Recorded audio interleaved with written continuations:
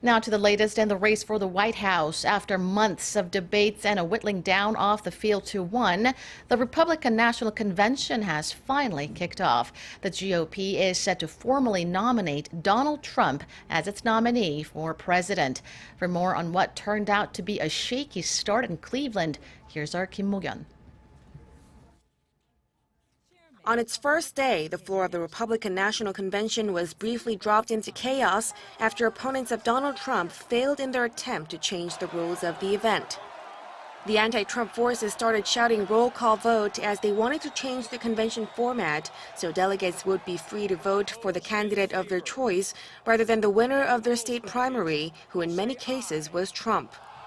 My name is Phil Wright. I am the chair of the Utah delegation. I make a motion that we have a roll call vote on the rules. However, party leaders announced there was insufficient support to allow a roll call vote that would record the number of delegates opposed to Trump, as only 6 states supported it, below the threshold of 7.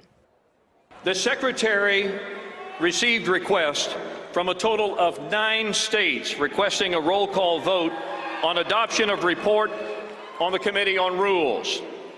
Subsequently, the Secretary received withdrawals, which caused 3 states to fall below the threshold required under the rules. Accordingly, the Chair has found insufficient support for the request for a record vote. Some delegates walked out in protest at the ruling, while pro- and anti-Trump parties chanted roll call and Trump respectively. If the delegates had voted, some watchers suggested that Trump might have failed to garner the 1,237 votes needed for the nomination.